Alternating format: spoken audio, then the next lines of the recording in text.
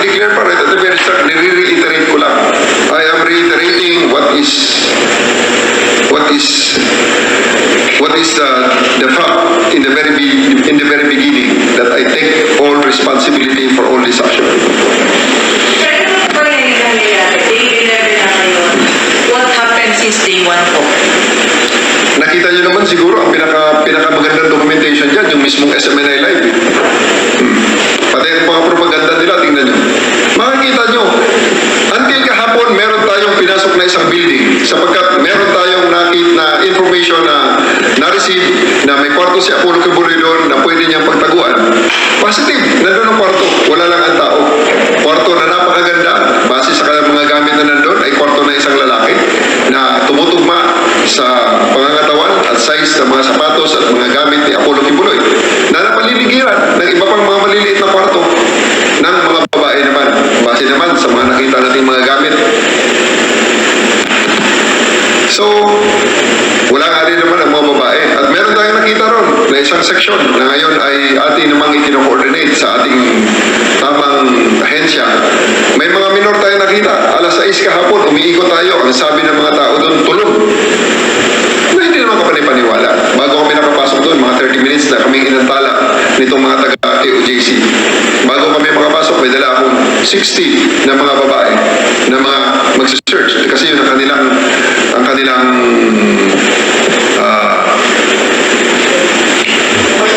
kanilang request na babae lang makapasok. Kasi halos lahat ng building dyan, ang mga nakatira ay babae. Si Apollo Kibuloy lang ang bukod tanging nakatira sa gitna ng mga babaeng ito.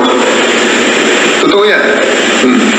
So, kahapon nakita natin may mga bata, minor, 10 to 15 years old, mga tulog. Sabi, tulog ha? O nagtutulog-tulugan. Hindi na natin nasigurado dahil ayaw nilang papasukin ang camera, ayaw nilang papasukin ang video, which we respected. At doon sa 16 na tao ng mga babaeng pulis na aking dinala para sana maglugkog doon sa kwarto, sa building na yon, 10 lang ang kanilang pinayagan. Again, on their terms. So ngayon, hindi ko kino-consider na search na ang building na yun. I'm making a report na ito ay na-search natin on their own terms. Kaya hindi talaga makikita at hindi kami satisfied sa resulta nun. Kaya huwag lang kami sisihin kung babalikan namin at isi-search namin on our terms. Before this operation, lahat naman ng search na sinasabi ng certification ng mga nauna mga agencies at iba-ibang mga agencies na pumunta sa kanila na gusto pa na ipakita sa akin. All those searches are made on their own terms, on the terms of the wanted person. So, paano yun? It is only now that we are asserting some of our terms na hanggang ngayon ay napakarami pa rin balakid on their terms pa rin. Okay? So, uulitin natin yan hanggang sa tayo satisfied na talaga na wala si Apollo Kibuloy. At totoo nga ang sinasabi nila na hindi nila alam kung paano kontakin yung tao. Pero sa ngayon, huwag tayo ma-sidetrack. Sinasabi ko sa aking mga tao, huwag tayo ma-sidetrack sa tunay na issue rito. Tayo ay i-implement ng warrant of arrest sa isang taong nagtatago. General, clarify ko lang, ano Yes, yung building po yung maraming kwarto? At ilang kwarto dapat ang i-search nito? Hindi ko na muna, in their defense, kasi tatamaan sila na kaplastikan na kanila ginagawa doon. Dahil learning institution yun eh.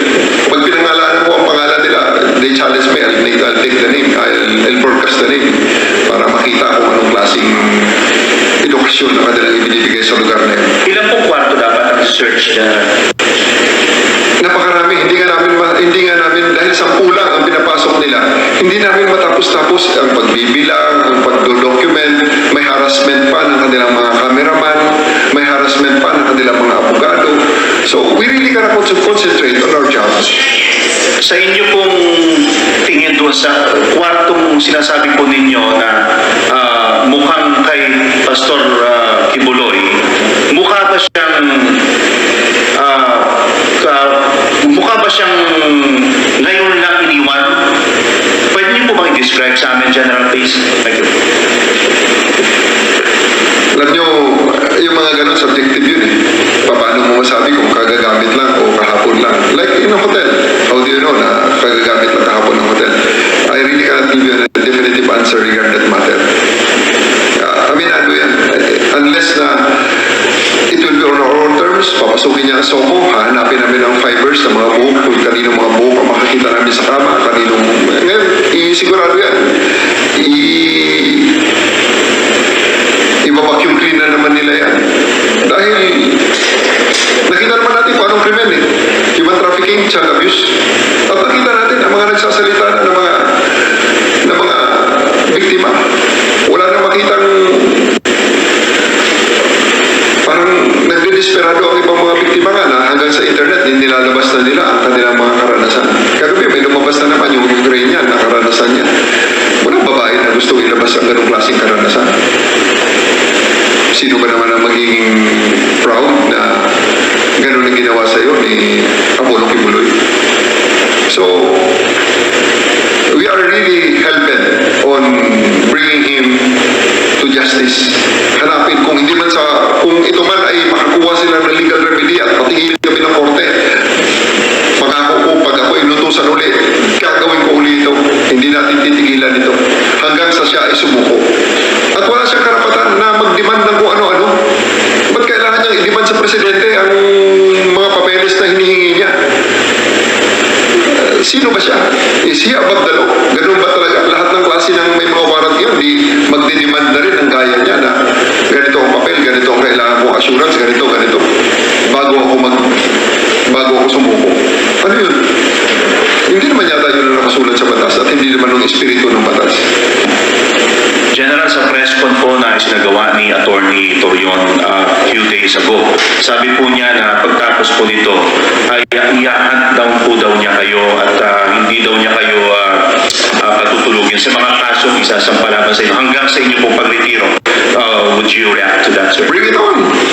Hindi ako gaya ng kanyang boss na magtatago. Haharapin ko siya. Kung makulong ako, di makulong. Di ba? Bakit? Hindi na naman ako ng first time na nagkawarant niya na. Tingnan yung record ko, may warrant ako dati, nagpiyansa ako. Piyansa! Harapin mo sa korte. O, ano ngayon? Exonerated ako. General ako. Di ba? Major ako noon. Nung nagkawarant ako. Hanggang ngayon nga, hindi ko pa nakukuha yung, naalala ko na naman yung piyansa ko. Dapat bawiin ko yun. Hanggang ngayon, hindi ko pa nakukuha, 2,000. Maliit na kaso, pero, di ba? Hindi ako gaya ng boss niya na magtatago at magsisisigaw, maghahanap ng justisya sa kalsada. Mali yun. Kahit kaabogado niya tao eh. Di ba? Kahit sino abogado yan, tatawanan siya niyan.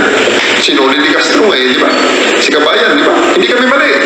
Talaga ang dapat, pag ang tao may kaso, lumabas at harapin ang kanyang kaso. O, ano mali doon? I-justify pa niya? That's wrong. That's wrong. Kasi pag ganyan ang nangyayari, paano na lang ang iba? E di pag nagkawaran, e di magtago na rin. At pagkatapos, magde-demand na kung ano-ano. General, Specific ba yung mga search warrant dun sa mga rooms at yung mga dating yun? Diyan ba yung specify yung mga search warrant na nalagay sa mga? Boss, wala search warrant dito. Ang search warrant ay para sa bagay at kontrabando. Wala kaming sinasabi na may kontrabando sa loob ng COGC. Wala kaming sinasabi na may baril dyan. Wala kaming sinasabi na may droga dyan. Wala kaming sinasabi na may dapat kaming search warrant dyan at kumpiskahin namin. Yun ang search warrant. Ang meron kami ay warrant of arrest na ang sinasabi ng korte, utos sa amin yun, dalhin nyo si Apollo Kibuloy at ang 5 pa dito sa korte ko para managot sa sala ganito. That is Pasig RTC 159. Dun sa tingin na nakita namin ngayon, paano po ako yung sa'yo sa article na pinasabi na sa mga kung sa akin About sa digging na yan, allegation ni Attorney Torion yan, let him prove that. Wala akong sinasabi muna dyan sa mga bagay na yan, sapagkat yan ay allegation nila. Let them prove it. Yan ang gusto nila. Di, sige, let them prove it also. Pero may photos and videos din. Ilabas nila yung nagbigay ng photo at pakita niya rin ang, alam niya ang batas, paano dyan. Ilabas niya yung taong nagbigay at bigyan niya rin ng sworn statement kasi kaya kong gawin yan sa loob ng Photoshop.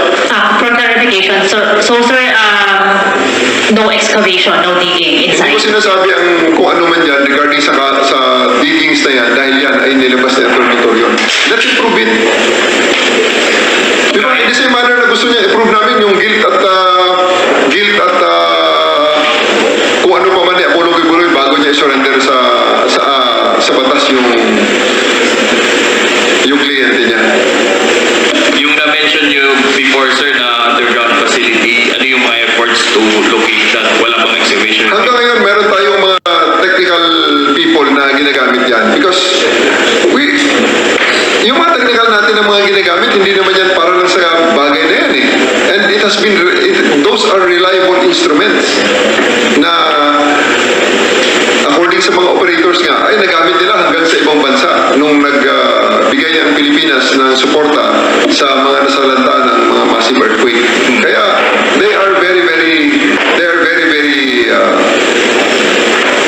confident sa capability at mga results na ibinibigay sa kanila ng mga instrumento nila.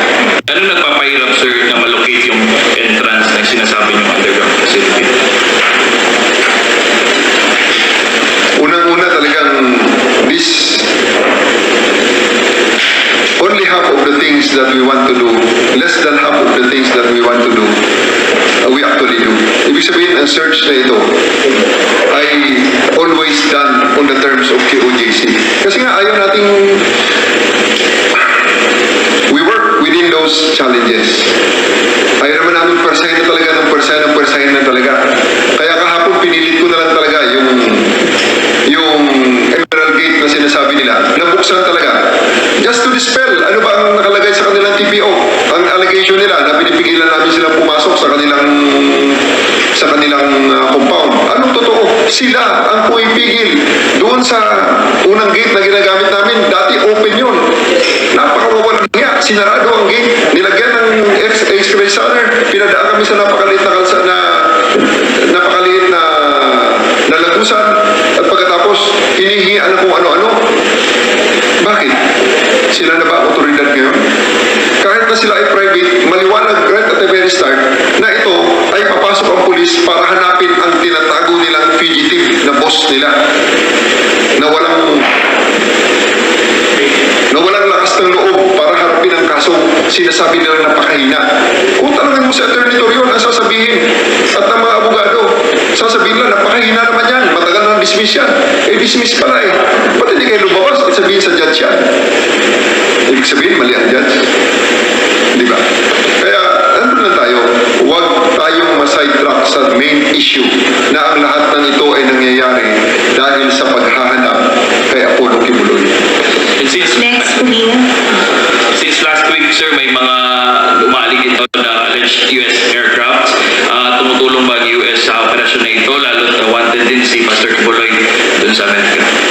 Yan, panibagong mga... Di ba? Again, allegations. Let them prove it. They make that kind of preposterous claims. Lahat na lang eh. Di ba? Like the claim of their boss na siya ang anak ng Diyos dito sa lupa. Anak pala siya ng Diyos eh. Ba't hindi niya harapin ang lahat ng kanyang mga accusers? Ang nabasa ko kasi anak ng Diyos, hindi tumakbo. Diba? Ang nabasa kong libro na merong istorya ng anak ng Diyos, hindi tumakbo, nagpapako sa krus. Sir, Next, Pumila. Kubayas Mindanao News. Good morning, sir. Sir, Antonio Colina from Mindanao. Sir, on day 1, you said na you are 100% certain that Kibuloy is still inside the OJC compound. Now that it's day 11, sir, you're still confident na nandyan pa siya? Hanggang ngayon, naniniwala kami na nandyan siya, tinatawanan kami. Sige lang, there's always time for everything. At darating, sabi ko nga kanina, mahuhuli rin natin yan. Mahuhuli natin yan, just a matter of time. Sir, balik lang ako doon sa question on excavation. May ginagawang drilling activities or excavation ba sa basement ng JMC? That is the allegation of Atty. Torion, let him prove it. But on the part of PRO, sir, can you categorically say that there is no drilling activity? Basta sa akin lang yan, let Atty. Torion prove the things that he is saying in the media. I just don't want to dignify all those things. James of GMA, sir.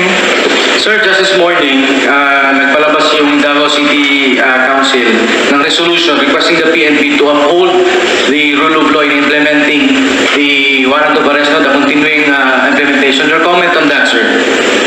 Yeah, we welcome those. We welcome this resolution of the Davao City Council because lahat tayo ang gusto natin is uphold the rule of law.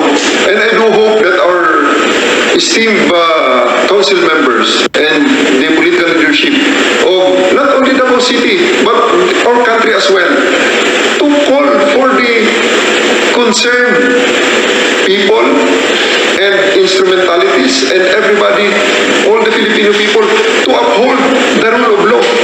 At central to this upholding the rule of law is the respect for the judicial processes. Babalik tayo sa pinakauna na nagsimula ng lahat ng ito. Ano yun? May mandamiento de arresto ang RTC sa Pasig at nagsasabi, dalhin niyo si Apollo Kibuloy dito sapagkat siya ay dapat managot dito sa kaso inaakusa sa kanya, human trafficking at child abuse. Sir, Ano yun? So hopefully, I hope that the political leadership also make that call to Apollo Kibuloy and his followers na respetuhin niyo ang rule of law. Hindi yung justice for Apollo Kibuloy na nakalagay sa t-shirt niyo. Ayaw niyo namang humarap sa husgado. Sa hustisya niyo hinahanap sa kalsada. Tapos na tayo sa panahon yun. Ang hustisya ay hindi hinahanap sa kalsada. Ang hustisya ay hinahanap natin sa ating mga korte. Hindi ito politikal. Huwag natin haluan ng politika ito. Wala itong politika rito. Ito ay patas na pag-i-implement ng warrant of arrest. Gaya na napakaraming tao ngayon sa loob ng mga kulungan dito sa Davao City at sa iba pang parte ng bansa. Lahat sila. Dahil may utos ng korte na sila ay ulihin at ikinulong sila. At meron silang mga court dates, humaharap sila sa judge, hinaharap ang kanilang mga kaso, dinidepensahan ng mga abogado at ang mga hindi makakuha ng abogado, binibigyan ng gobyerno sa katauhan ng mga public attorney's office na mga naka-assign sa mga korte kung saan sila ay inaasunto. Sir, follow up lang. You mentioned kanina na you were doing the search on their terms. Eh kahapon, nag-set sila ng challenge to Pro 11 na papasukin daw yung media doon sa Cathedral at sa JMC building just to prove na no digging operations are being made by the police. Sir, comment on this one, sir. Thank you. Ang tagal na natin sinasabi nga na noon ay gusto nating isama ang media para sa lahat ng ito. Pagkatapos ngayon, again, on their terms, hindi na. Tit for that. On our terms, on this part also. Giselle of Inquirer, sir. Sir, good morning po. I-follow up ko lang yung dun sa rooms po. Was it naka-tidy up po yung area dun sa rooms or clean? Malinis. Napakalinis. Parang hotel. It's part of the school. Grace of Mindanao Times. Sir, follow up lang din. Clarification lang, sir, no? Saan particular po na building itong room na sinasabi niyo po? Yun nga, ayoko nang i-mention na ang pangalan nila dahil let them ask them po anong pangalan ng school na yun, ng school na yun, ng building na yun. Ayoko nang, ako mismo ay hindi naman tayo ganun ka reckless at hindi tayo, ano ba ang term yan? Hindi tayo ganun ka blasphemous. Kagaya ng boss nila siguro na ang blasphemy is okay lang. Sa akin, iba-ibang interpretasyon natin sa Biblia pero I still believe that it's still the correct book. General, pwede ko ba i-clarify yung sinasabi po ninyo na 13 to 15 years old na mga bata? Babae po ba ito, lalaki, sir? Yes, babae. Mga babae. That's why we are coordinating with the proper authorities to make an inspection of that facility. Wala mga parents doon eh. Sa totoo lang. Wala mga parents doon. Ito po ay nakita niyo talaga, sir? Nakita ng ating mga searchers. Kasi mga babae nga lang ang mga searchers na pinapayagan nila doon. Yeah. At sa ganung oras ay tulog, supposedly. Really something very, very fishy. Ano ito, sir? Possible biktima ng human trafficking? Posible, but it will be for proper verification and declaration of the proper authorities. Kami naman ay indicators lang ang tinitingnan at meron kami mga conclusion. Kaya